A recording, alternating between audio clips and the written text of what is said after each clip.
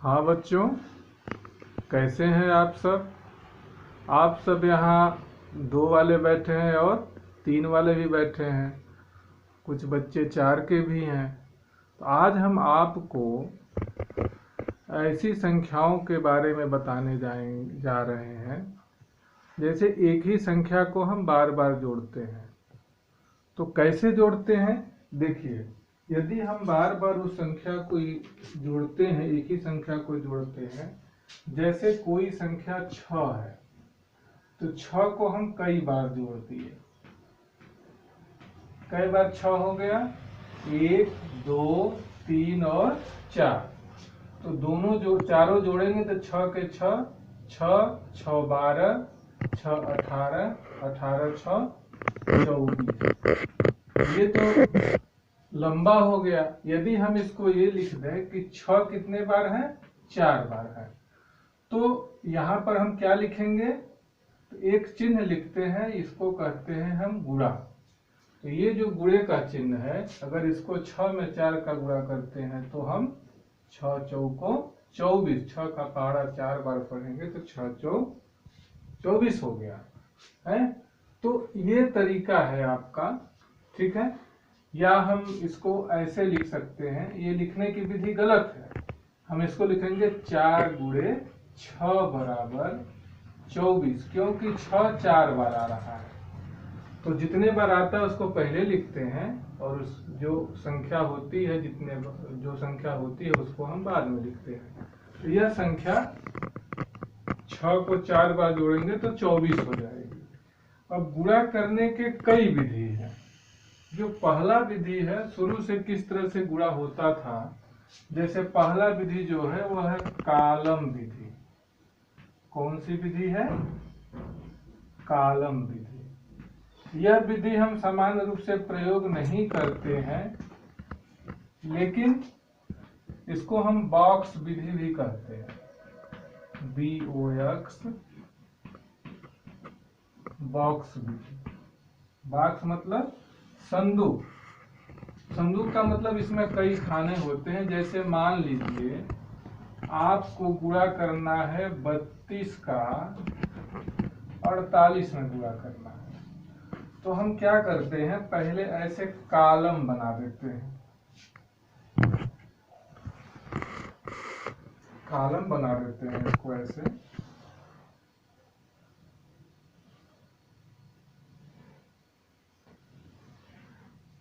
तो 32 है तो 32 को हम लिख सकते हैं बराबर 30 और धन 2, और 48 को लिखेंगे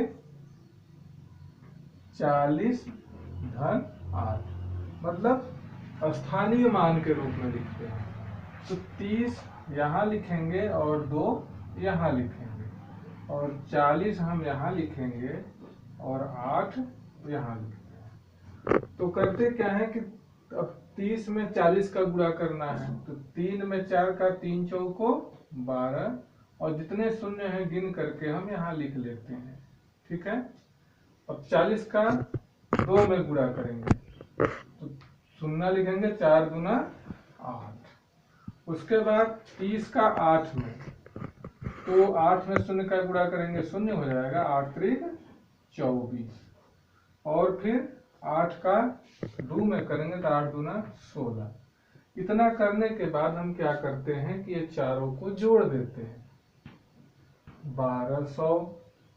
उसके बाद कितना है, 240 है, और उसके बाद क्या है, 80 है, और उसके बाद क्या है, 16 है।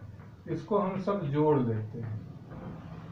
तो जैसे हम जोड़ते हैं, इकाई से जोड़ना शुरू करते हैं, तो 6 में शून्य जोड़ेंगे तो 6 ही होगा, 6 में शून्य जोड़ेंगे तो 6 ही होगा, 6 में शून्य जोड़ेंगे तो 6 ही होगा। अब इसको 8 और 1 9, 9 4 13, 13 में शून्य जोड़ेंगे तो 13, और 13 का यहाँ 3, और क्योंकि 13 में 1 दहाई और 3 इकाई होता है, तो 1 जो है यहाँ चला जाता है, दहाई का अंक इसमें जुड़ जाता है, तो 2 और 1 3, 3 और 2 5 और 1, ये हमारा उत्तर हो जाता है। ये तो हमारा कॉलम विधि है, ठीक है। यदि हम सामान्य रूप से गुणा करते हैं, जैसे मान लीजिए 68 का गुणा हमने किया 35 में, ठीक है। तो अगर हम इसको कॉलम के रूप में बनाए ऐसे, तो पहला चीज तो 35 को हम 30 और धन 5, तो 68 में 5 का गुणा करेंगे पहले, तो इकाई का 5 अट्ठे 40 और 5 छाक 30 और 4 34, ठीक है। अब 30 बचा, तो 30 का जब 68 में गुणा करते हैं तो शून्य का 30 में 68 का गुणा करेंगे तो जो आएगा वो हम अलग से गुणा कर सकते हैं 68 में 30 का। तो शून्य में 8 का गुणा करेंगे शून्य, शून्य में 6 का गुणा करेंगे शून्य, 3 अट्ठे 24 की 4 हासिल 2, 3 छक 18 2 20, इसको जोड़ेंगे तो शून्य 4 0 2, 2040 कितना हुआ 2040। इसको हम जोड़ते हैं तो शून्य में शून्य जोड़ेंगे तो शून्य, और 4 में 4 जोड़ेंगे तो 8, और 3 में शून्य जोड़ेंगे तो 3 और 2। इसका उत्तर हमारा 2380 आ गया। तो इस तरह से हम करते हैं, मतलब 68 गुणे 5 करेंगे तो हमारा 340 होता है, और 68 गुणे 30 करेंगे तो हमारा 2040 होता है।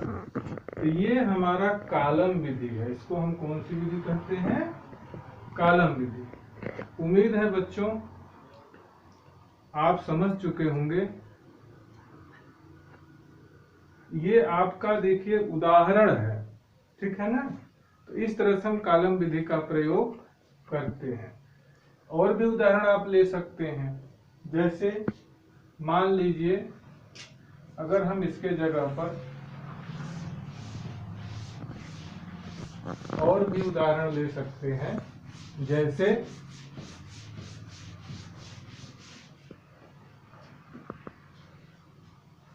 एक 123 गुणे 235। तो 123 को हम लिखेंगे 100 धन 20 धन 3, ये इसका स्थानीय मान हो गया। और 235 को लिखेंगे 200 धन 30 और धन 5। अब इसको हम कॉलम विधि से फिर से लिखते हैं।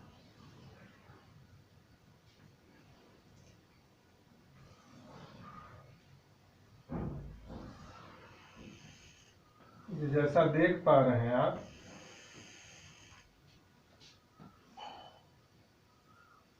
पहले 123 इसको लिखेंगे 100, फिर 20 और फिर ये 3, और इसको लिखेंगे 200 और फिर ये 30 और ये फिर 5।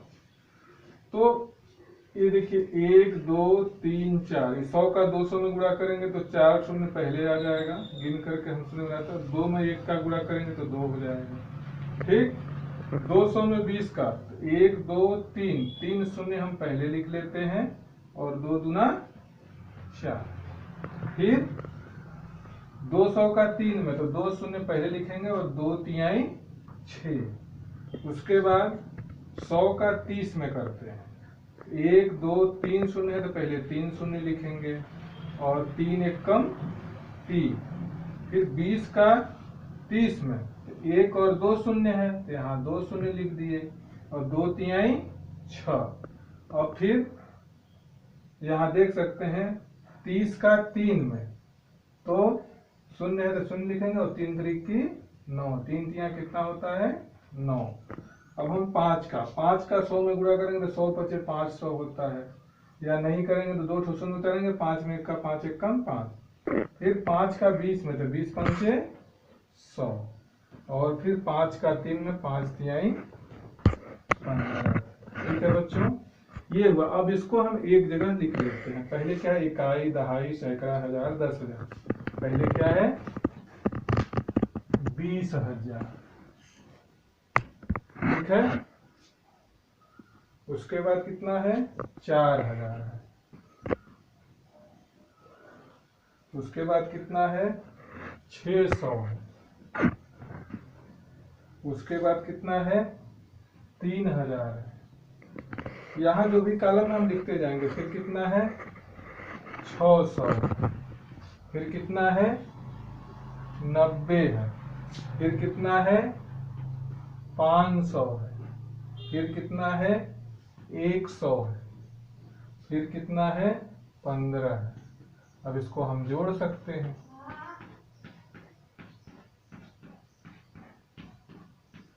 जोड़ लीजिए। 5 ऊपर सारे शून्य है तो 5 में सभी शून्य को जोड़ेंगे तो 5 ही आएगा। 1 और 9 10, और बाकी शून्य है तो 10 का शून्य हासिल 1। 1 हम यहाँ लिखेंगे 1, और 6 1 7, 6 13, 13 5 18, 18 1 19 की 9 हासिल 1। 1 यहाँ हम लिख दिए। 1 4 5, 5 3 8, 8 हो गया। और फिर यहाँ 2, मतलब 28,905। इसका उत्तर कितना हो गया, 28,905।